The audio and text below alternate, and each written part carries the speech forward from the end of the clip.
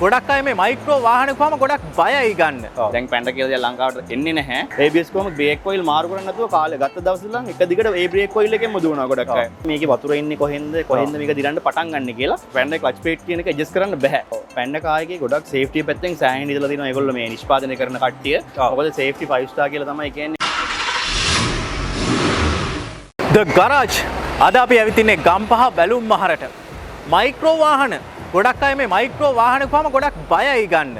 Market එකේ ඔබ වාහනයක් හොයනවා නම් මයික්‍රෝ වාහන අතහැරලා තමයි වෙන වාහනයක් ගන්න try කරන්නේ. ඇත්තටම ඔබ මයික්‍රෝ වාහනයක් ගන්නවා නම් බය වෙන්න ඕනිද? අද වැඩසටහන බලන්න අනිවාර්යෙන් ඔබේ ඒ තියෙන මතය වෙනස් වෙයි. අපි බලමු මයික්‍රෝ වාහනයක් ගන්නවා නම් මොන වගේ කරුණු කාරණා සම්බන්ධව ඔබ සැලකිලිමත් වෙන්න ඕනි කියලා.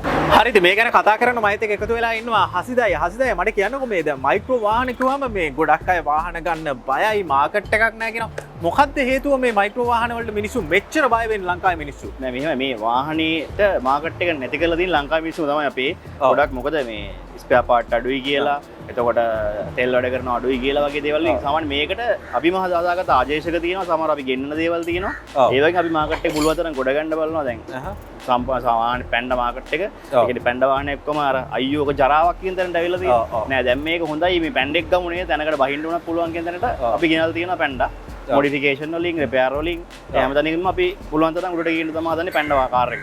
හරි. එතකොට මේ Panda වාහනේ මේ එකලස් කිරීමේ කටයුතු සිදු වෙන්නේ ලංකාවෙම කියලා කියන. ඇත්තටම මේ ලංකාවේද මේ හැම දෙයක්ම සිද්ධ වෙන්නේ නැත්නම් පිටරටින් එන වාහනයක වෙනස්කම් කළාද මේ වාහනේද මොකක්ද ඒ කතාව? මෙහෙමයි 100 ගණක් ලංකාවේ එකලස් වෙන්න ඕනේ කියලා අපේ රූල් එකක් තියෙනවා ලංකාවේ ගවර්න්මන්ට් එකේ. ඒ හින්දා මෙහෙට ලංකාවට Panda ඇවිල්ලා මුලදිම එකලස් කරන කටයුතු වුණා. දැන් මේ වෙද්දි ලංකාව මේ Panda ප්‍රොඩක්ෂන් නවත්තලා තියෙන්නේ. දැන් Panda කියලා දේ ලංකාවට එන්නේ නැහැ. තියෙන වාහන ටිකම තමයි අපි රිපෙයාර් කරලා ලංකාවේ දුවන්නේ. එතකොට සීට් ටයර් බැටරි සයිලන්සර් වගේ දේවල් ලංකාවේදී Pandaට අපේ දේවල් වලින් අපේ ශ්‍රමිකයින්ගෙන් හදලා ඒවා අද අයි සවි කරා. ඒ වගේ දේවල් තමයි මේ ලංකාවේ සිද්ධ වුණේ Pandaට. ඔව්. එතකොට මේ ගොඩක් වෙලාවට මේ Panda වාහනයක් ගත්තාම පස්සේ අපි දකින දෙයක් තමයි මේ AC කවුලින් ඉන්ටීරියර්ස් ටක්ගාලා ඩැමේජ් වෙනවා. දැන් ගොඩක් වෙලාවට අපි දකින වාහනේ තියෙන ගැස්මටත් මේ AC කවුලින් කඩාගෙන වැටෙන තත්ත්වයකට තියෙනවා කියලා මේ ගොඩක් වෙලාවට ගොඩක් අය කම්ප්ලේන්ට් කරනවා. ඇත්තටම ඇයි එහෙම වාහනේ වෙන්නේ? ඒකට මොනවා හරි දැන් වෙද්දි ලංකාවේ ආදේශකයක් මොකක් හරි තියෙනවද? ඔව් දැන් වෙද්දි මෙහෙම අපි ඕඩර් කරලා තියෙනවා මේ වෙද්දි මොකද Panda AC කවුලින් කියන එක පොඩ්ඩක් නැත්නම් කියන්න පොඩ්ඩ ළමයි කත ගෑවත් කල්ලා යනවා. ඒ කියන්නේ ඒක හයි මැටීරියල් එක අඩුයි.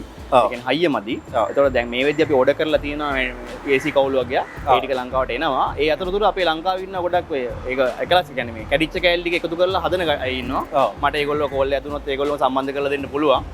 මේ ඒ වගේ ඒතකොට ඉන්ටීරියර් පැත්තේ ඉන්ටීරියර් දැන් ගොඩක් 2011 වාහනවල පෝස්ටින් ගොඩක් කැඩෙනවා ඉන්ටීරියර්. ඉස්නෝ මේකද ඩෝ පෝස්ටින් කොන්සෝල් බොක්ස් ඒ ඔක්කොම කල්ලා යනවා ගොඩක් වෙලාවලට. ඊට අමතරව ගියර් නොබ් එකේ තියෙන පොඩි රෙදි ගෑල්ලා බූට් එකක් ඒ බූට් එක සවුත් වෙනවා. ඒ බූට් එක අපි මහනවා. ඒක මහල සුළු මුදලක් වෙන්නේ රුපියල් 1000ක් වගේ මුදලකදී ගියර් බූට් එක මහනවා. ඒ වගේ ෆයිබර් වලින් ඉන්ටීරියර් දේවල් අපි සවි කරනවා. ඒ වගේ අපි පුළුවන් තරම් මේ දේවල් අලුතෙන් අපේ ලංකාවෙම සවි කරලා දෙන්න තමයි අපි try කරන්නේ. එතකොට මේ වාහනයක් ගත්තාම අපිට විශේෂම දෙයක් තමයි මේ එන්ජින් එක කියලා කියන්නේ. මොකද එන්ජින් එක මත තමයි අපි ඉස්සරහට යනවද කියන එක නදාපවතින්නේ. එතකොට මේ අතර මයික්‍රෝ වාහනයක් ගත්තාම එන්ජින් එක සම්බන්ධව කතා කරද්දී මොනවද නේ කොමන් ෆෝල්ට්ස් මොනවා හරි තියෙනවද? ඇත්තටම එන්ජින් එක වාහනේ හොඳයිද? මේ බොරුවටද මිනිස්සු මේ කතාවක් හදාගෙන තියෙන්නේ? එන්ජින් එක පවා ගත්තාම පස්සේ මේක වාහනේ ජරාවක් කියන තැනට හදාගන්න. මේක චීනෙන් ආවට මේක ටෙක්නොලොජි එක ජර්මන් ටෙක්නොලොජි කියලා. එතකොට මේ වාහනේදී එන්ජින් රිපෙයාර් සහ එන්ජින් රිපෙයාර් සහ ගියර් බොක්ස් රිපෙයාර් කියන එක ගොඩක් අඩුයි සිද්ධ වෙනවා. සාමාන්‍යයෙන් එදිනෙදා රනින් රිපෙයාර් තමයි ගොඩක් දුරට සිද්ධ වෙන්නේ. ලෝ ආම් බුෂ් බෝල් ජොයින්ට් ෂොක් ඒ වගේ දේවල්. ඊට පස්සේ ටියුන් අප් කරන දේවල් අපි ගොඩක් කරනවා. මොකද ලංකාවේ තෙල් ගොඩක් මිලයි. ඉතින් අපි ඒ හින්දා ටියුන් අප් එකක් ගොඩක් කස්ටමර්ස්ලා ඉන්නේ මම ටියුන් අප් එකක් ගහලා දෙන්න මගේ වෙහිකල් එකේ තෙල් කරන්නේ නැහැ කියලා. ඒතර අපි කරන්නේ ටියුන් අප් එකක් ගහලා යාට පුළුවන් තරම් උපරිමයෙන් ඒකෙන් ආරක්ෂාවක් ලබා ගන්න ටියුන් අප් කරලා යට රනින් රිපෙයාර්ස් ටික දිනදා වෙන දේ ටික රිපෙයාර් කරලා දෙනවා. එන්ජින් රිපෙයාර් වලදී මෙහෙමයි වෙන්නේ ගොඩක් වතුර එහෙම බලන්නේ නැතුව රේඩියේටර් බ්ලොක් වෙලා ගෑස් කට් යන්න එනවා. ඒ වගේ දේවල් වෙනවා. ඊට අමතරව ගියර් බොක්ස් නම් ගියර් ඔයිල් චේන්ජ් කරන්න නැතුව දුවන්න හදනවා. ඊට අමතරව ABS කොහොම බ්‍රේක් ඔයිල් මාරු කරන්න නැතුව කාලේ ගත්ත දවස් ඉඳන් එක දිගට ඒ බ්‍රේක් ඔයිල් එකෙන්ම දුවනවා ගොඩක් අය. දන්නේ නැහැ සමහර අය බ්‍රේක් ඔයිල් චේන්ජ් කරන්න ඕනේ කළු පාට වෙනවා. ඒ අවපහය ගන්නුනහම අපි ඒක මාරු කරන්න ඕනේ කියලා. එතකොට වෙන්නේ ABS යුනිට් එක බ්ලොක් වෙනවා. ඊට පස්සේ ABS නැතු යනවා. එක රෝඩ් එක බ්‍රේක් නැතු යනවා. එතකොට අපි වෙනම ABS යුනිට් රීප්ලේස් කරන්න ඕනේ. ඊට අමතරව සාමාන්‍යයෙන් Pandaට මෙන්න ABS යුනිට් එක සමහරවල්ලා ටිකක් ගන්න අපි ඒ වෙනකොට ජපාන් ABS යුනිට් එක ආදේශ කරලා තියෙනවා. ඒ වගේ දේවල් තමයි ඕල්නේටර් එක අපි ජපානුත් සවි කරනවා, චයිනීස් සවි කරනවා. ඒක කස්ටමර්ට හොඳ දෙයක් දෙන්න අපි try කරනවා.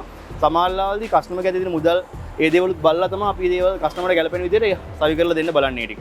ඊට අමතරව ක්ලච් ප්ලේට් කියන එක පැන්ඩා ගොඩක් යනවා. පැන්ඩා ක්ලච් ප්ලේට් කියන එක ඇඩ්ජස්ට් කරන්න බෑ. ක්ලච් ප්ලේට් එක ගෙවෙන්න උඩ එනවා. ඒක අපි කරන්නේ කස්ටමර්ට අපි කියලා දෙනවා මේක ගොඩක් ක්ලච් එක පාගලා හොඳට ගියර් ටික මාරු කරගන්න. නැත්නම් ක්ලච් එක කකුල තියන් යන අය ඉන්නවා ගොඩක් වෙලාවට. ඒකින්ද ගොඩක් වෙලාවට 20000න් 30000න් ක්ලච් ප්ලේට් යන අවස්ථා තියෙනවා. හැබැයි හරියට පදින අයගේ වාහනවල ක්ලච් ප්ලේට් 150000 කිලෝමීටර් දිව්වත් ක්ලච් ප්ලේට් කියන දේ වාහන තියෙනවා.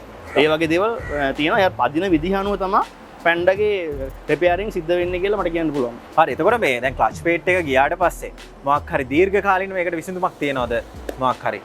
මේ ක්ලච් ප්ලේට් ගියාට දීර්ඝකාලීන විසඳුමක් කියන්නේ ඒක මෙහෙම ඒක පදින කෙනාගේ අතේ තමයි ඒක තියෙන්නේ. මොකද ගොඩක් ක්ලච් ප්ලේට් ක්ලච් එකේ කකුල තියන් යනවා නම් ගොඩක් රේස් කරලා ක්ලච් බැලන්ස් නැත්තම් ඒ ක්ලච් බැලන්ස් කරන්න ගියාමත් ඕක වෙනවා. ඒ වගේ දේවල් වලදී ක්ලච් එක යනවා. අපි අර දැන් ක්ලච් ප්ලේට් එක රීප්ලේස් කරන්න ටිකක් මුදලක් යනවා. අපි ඒකෙන් පස්සේ යාට කියනවා මේක මේ විදිහට පදින්න. එතකොට මේක ගොඩක් කල්පවත්ව ගන්න පුළුවන් කියලා. ඒතර ක්ලච් පොම්ප, ක්ලච් හෝස් එකේ ගොඩක් වෙලාවට ක්ලච් පැන්ඩේ ක්ලච් හෝස් එක බ්ලොක් වෙනවා. ඒ බ්ලොක් වුණාම ගොඩක් ක්ලච් එක තදයි. අතහැරපුවම හිමීට ක්ලච් එක උඩට එන්නේ. ඒ දේවල් වෙනවා. ඉතින් අපි එයාලා සමහරවිට දන්නේ නැහැ. එයාලා හිතන්නේ පැන්ඩාගේ ක්ලච් එක කොහොමත්ම තදයි කියලා. ඒක ඒගොල්ලෝ දන්නේ නැහැ කවදාද රීප්ලේස් කරලා නැහැ. රීප්ලේස් කරලා දුන්නා මේගොල්ලෝ කියන මෙච්චර මේ ප්ලේද මේක මෙච්චර ෂෝක්ද මේ ක්ලච් එක කියලා. නමුත් අර දන්නේ නැතුව ගොඩක් දේවල් වාහන නිකන් ඩැමේජ් වෙනවා. ඔව්. එතකොට මේ දැන් සාමාන්‍යයෙන් අපි ගොඩක් වෙලාවට වාහනයක් පාරේ ධාවනය කරනවා කියලා කියන්නේ මේ ගොඩක් වෙලාවට අපිට තියෙන්න ඕනේ දෙයක් තමයි ආරක්ෂාව.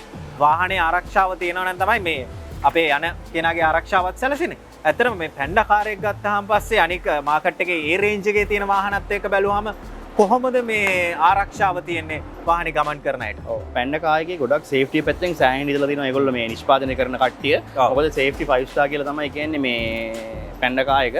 ඒ කියන්නේ සාමාන්‍යයෙන් කුඩු වෙන්න වැදුනොත් ඇතුලේ කැබින් එකට හානියක් කරන ප්‍රවණතාවය අඩුයි. අනික එයා බෑග් ගෙන එක තියෙනවා, සයා බෑග් ගෙන නැති මොඩල් එකක් තියෙනවා. එතකොට ගොඩක් දුරට කස්ටමර්ස්ලට අර හානිය අවම කරන්න තමයි කියන්නේ යන පදවන කට්ටියට හානිය අවම කරවන්න තමයි ගොඩක් ඒ නිෂ්පාදනකරු බලලා තියෙන්නේ වාහනේ. එතකොට මේ දැන් අපි පැන්ඩා කාර් එක ගැන තමයි ගොඩක්ම කතා කරේ. එතකොට මේ දැන් මයික්‍රෝ සමාගමෙන් ඊට අමතරව වෙන විශේෂ කාර් කීපයකුත් එනවා, මොඩල්ස් කීපයක්. ඒ වගේම තමයි වෑන්ස් එනවා. කොහොමද මේව සම්බන්ධව කතා කළොත් මාකට් එකේ තියෙන ඉල්ලුම වෙලාවට අපි දැකලා තියෙනවා සමහර වාහන මාකට් එකෙන් ගොඩක් අය ගන්නෙම නැති තත්ත්වයටපත් වෙලා තියෙනවා. ඇත්තටම ඇයි එහෙම වෙන්නේ සහ ඒවැ කොහොමද තියෙන තත්ත්වය මාකට් එකේ? මෙහෙමයි මේ පැන්ඩා වලින් පස්සේ තමයි MPV මයික්‍රෝ MPV වෑන් කියන එක තියෙන්නේ. ජූනියර් 3 ජූනියර් 1 කියලා. එතකොට මේ MPV සහ ගෝනව් කියලා වාහනයක් ආවා. ඒ වාහන ටික ලංකාවේ මේ මාකට් එකේ නැත්තරම් ඒ කියන්නේ දැන් ගොඩක් අය කියන්නේ මේක ජරාවක්ද මේක ගත්තොත් අපිට කෙලවෙයිද අපිට හදන්න බඩු තියෙයිද? දැන් මට ගොඩක් මෙසේජ් එන්නේ කෝල් එන්නේ MPV එකක් ගන්න ඕනේ හැමෝම කියනවා ගන්න එපා කියලා. නමුත් ගන්න එපා කිව්වට ඒකේ ගොඩක් අපි ගාවට MPV දැනටත් ඇවිල්ලා තියෙනවා 3ක් විතර. එතකොට අපි MPV කොහොම හරි ඒකෙම ගෑල් නැත්නම් අපි ඒකට ආදේශකයක් හරි හොයලා ඒක ගොඩ දාන්න තමයි අපි try කරන්නේ. මොකද ඒ කියන්නේ මිනිසුන්ගේ ඇතේ තියෙන මුදලට ඒ MPV කියන වාහනේ ගොඩක් මේ ගන්න පුළුවන් කෙනෙක්ට. ඒ වාහනේ ගොඩක් මේ ප්‍රයිස් එක එහෙම normal ඒ කියන්නේ හැදිලා තියෙන විදිහ හොඳයි. ඊට අනිතර ඒකේ dual AC තියෙනවා. එතකොට ගොඩක් කටට යන්නත් පුළුවන්. ඒත් එක්ක නමුත් ලංකාවේ මාකට් එකේ තමයි ඒක අර බාල කරලා තියෙන වාහනේ. නමුත් බය වෙන්න දෙයක් නැහැ. ඒ වගේ කෑලි තියෙනවා. දුවන්න හදලා දෙන්න පුළුවන්. කිසි දෙයකට බය වෙන්න දෙයක් නැහැ. හරි. එතකොට මේ දැන් මම ආයෙත් අහන්නම් මේ ප්‍රශ්නේ. ගොඩක් අය මේට තියෙන ප්‍රශ්නයක් නේ මේ මයික්‍රෝ වාහනයක් ගත්තාම කෑලි නැහැ. ගත්තොත් ඉවරම තමයි කැඩුනොත් හදන්න බෑ. එහෙම ප්‍රශ්නේ ඇත්තට මෙහෙම ප්‍රශ්නයක් නැද්ද? ඔබ ගාවට આવොත් ඔබ කොහොම හරි වාහනේ හදලා දෙනවා. අපි කොහොම හරි හදලා දෙනවා.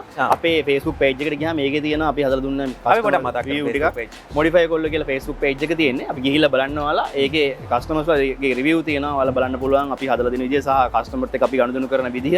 ඒ හැමදේම බලන්න පුළුවන්. ඉතින් අපි බලන්නේ මෙතෙන්ට આવොත් කොහොම හරි ඒක ගොඩ දාලා යවන්න. මොකද එයාව අසරණ වෙන්නේ නැතුව මුදල් පැත්තෙන් එයා අසරණ වෙන්නේ නැතුව එයාව ස්පෙයා පාර්ට් පැත්තෙන් එයාට බාල බඩුවක් නැති හොඳ දෙයක් දීලා එයාව ගොඩ දාන්න සහ එයත් එක්ක අපිත් එක්ක තියෙන ගනුදෙනුව දීර්ඝකාලීනව පවත්වා යන්න තමයි බලාපොරොත්තු වෙන්නේ. අපි හැමතිස්සෙම මේ විදිහට බලලා තමයි කටයුතු කරන්නේ. මම සහ මගේ සේවකයෝ හැමෝම. හරි. එතකොට මේ දැන් ගොඩක් වෙලාවට දැන් මයික්‍රෝ වාහන ගත්තාම පස්සේ දැන් ඒ රේන්ජ් එකේ ඒ බජට් එකට ගන්න පුළුවන් ඉන්දියන් වාහන තියෙනවා මාකට් එකේ ඕන තරම්. අපි ඉන්දියන් වාහනයකට යනවට වඩා මයික්‍රෝ වාහනයකට යන එකේ තියෙන වාසිය මොකක්ද? මයික්‍රෝ වාහනයට තියෙන වාසිය තමයි සේෆ්ටි පැත්තෙන්. ඒ කියන්නේ පොඩි ළමයි වුණත් දාගෙන යන්න බය නැහැ. මොකද හයිය කියන එක උපරිමයෙන් තියෙනවා. ඒ කියන්නේ සාමාන්‍යයෙන් වෙන වාහනවල පැන්ඩාගේ බොනට් එක උඩ ඉඳ ගන්න පුළුවන්. ඒ කියන්නේ අපි ඔය ෆොටෝස් ටංග ගහලා තියෙනවා. ඒ කියන්නේ බයක් නැහැ එබෙන්නේ එහෙම නෑ වාහනේ. ගොඩක් හයිය පැත්තෙන් හොඳටම හොඳයි. එතකොට ඊට අමතරව මේක මේ මට ඒත් එකම කියනකො මේ ගොඩක් වෙලාවට කියනවා මේ වාහනේ දිරනවා කියලා. ඇත්තට මෙහෙම වෙනවද? ඒක දිරනවා. මෙහෙම ඒක වෙන්නේ අපේ කට්ටිය ගොඩක් චෙක් කරන්නේ මේකේ වතුර ඉන්නේ කොහෙන්ද මේක දිරන්න පටන් ගන්න කියලා.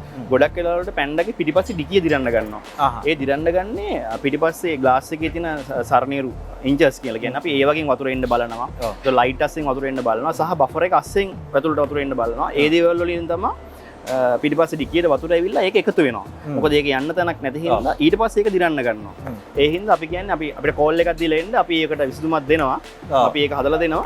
එතකොට ඒක මේ ගොඩනගා ගන්න පුළුවන්. එහෙම කිසි ප්‍රශ්නයක් නැහැ. වාහනේ දිරණ එක හිතලා බලලා තියාගත්තොත් දිරණ එක අවම කරගන්න පුළුවන්. හරි අපි වාසි පැත්ත ගැන කතා කරමු. වාසි පැත්ත කියන්නේ තව දෙයක් තමයි මේක අර මේන්ටෙනන්ස් වලට දැන් සාමාන්‍ය ජපන් වාහනයක් ගත්තොත් වෙනදා වෙනම රටක මොකක් හරි කන්ට්‍රි එක වාහනයක් ගත්තොත් මේන්ටෙනන්ස් වියදම වැඩි. මේකේ අපිට සාමාන්‍ය අපි හිතමු සාමාන්‍ය ජනතාව අතර පාවිච්චි කරන්න පුළුවන් මේකේ මේන්ටෙනන්ස් කරන්න යන වියදම අවමයි. ඒ කියන්නේ මේ ගොඩක් ලොකු වියදමක් යන්නේ නැහැ. සාමාන්‍ය ගානකින් අපිට වාහනේ ගොඩ දා ගන්න පුළුවන්. එතකොට සාමාන්‍ය මිනිස්සුන්ට පාවිච්චි කරන්න පුළුවන් වාහනයක් විදිහට මට මේක හඳුන්වන්න පුළුවන්. හරි. එතකොට වාසි පැත්ත ගැන වගේම අපි කතා කරන්න ඕනේ අනිවාර්යයෙන්ම අවාසි පැත්ත ගැන. ඇත්තටම මේ වගේ වාහනයක් පාවිච්චි කරන එකෙන් වෙන්න පුළුවන් අවාසි මොනවද? අවාසි කියන්නේ ගොඩක් වෙලාවට තෙල් වැඩ කිරීම සාමාන්‍යයෙන් අර මේ රේන්ජ් එකේ වෙහිකල් එකකට වඩා ටුට්ටක් තෙල් වැඩ කිරීම වැඩ කරන එක අඩුයි. එතකොට ඒක තමයි මම හිතන්නේ අවාසියකට කියලා තියෙන්නේ.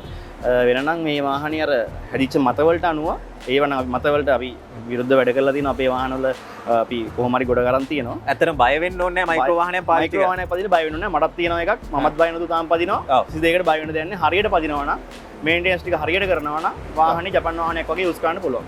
හරි. ඉතින් අද අපි මේ හසිත අයියත් එක්ක කතා කරන්න හේතුව තමයි ගොඩක් වෙලාවට අපි ප්‍රෝග්‍රෑම් එකක් කරන්න බලාපොරොත්තු වෙනවා නම් ප්‍රෝග්‍රෑම් එකක් කරනවා නම් ඒහා සම්බන්ධව සාමාන්‍යයෙන් හොඳ දැනුමක් ඒහා සම්බන්ධ එක්ස්පර්ට් කෙනෙක් එක්ක තමයි අපි කතා කරන්නේ. ඉතින් හසිත කියන්නේත් ඒ වගේ කෙනෙක්. හස්සේ මට කියන්නකෝ ආව හම්බෙලා නම් කොහොමද එන්න ඕනි කොහෙද ඉන්නේ අපි ඒ විස්තර ටිකක් කියමු.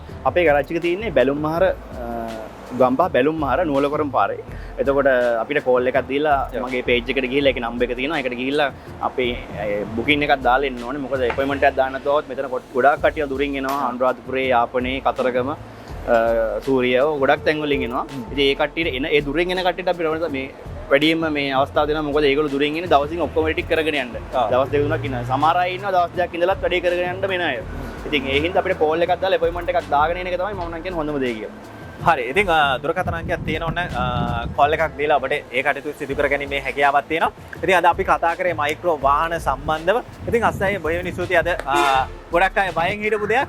මින් ඉදිරියට මම හිතන්නේ ලංකාවේ ඉන්න වාහනයක් ගන්න ඉන්න කෙනෙක් මින් ඉදිරියට බයක් වෙන එකක් නැහැ මයික්‍රෝ වාහනයක් ගන්න. බොහොම ස්තුතියි මේ වටිනා කරුණු කාරණා අපි සම්බන්ධ බෙදා හදා ගැනීම සම්බන්ධව. ඉතින් ඔන්න මින් ඉස්සරහට ඔබ මයික්‍රෝ වාහනයක් ගන්න නම් අනිවාර්යෙන් බය වෙන්න දෙපා. ප්‍රශ්නයක් ඇති වුණොත් ඔන්න 7000 කෝල් එකක් දීලා ඒ ප්‍රශ්න විසඳ ගන්නත් පුළුවන්. එහෙනම් ද ගරාජ් අපිත් එක්ක දිගටම රැඳිලා ඉන්න අපේ channel එක subscribe කරලා අපිත් එක්ක ඉන්න. එහෙනම් තවත් වටිනා වීඩියෝ එකකින් අපි හම්බ වෙමු.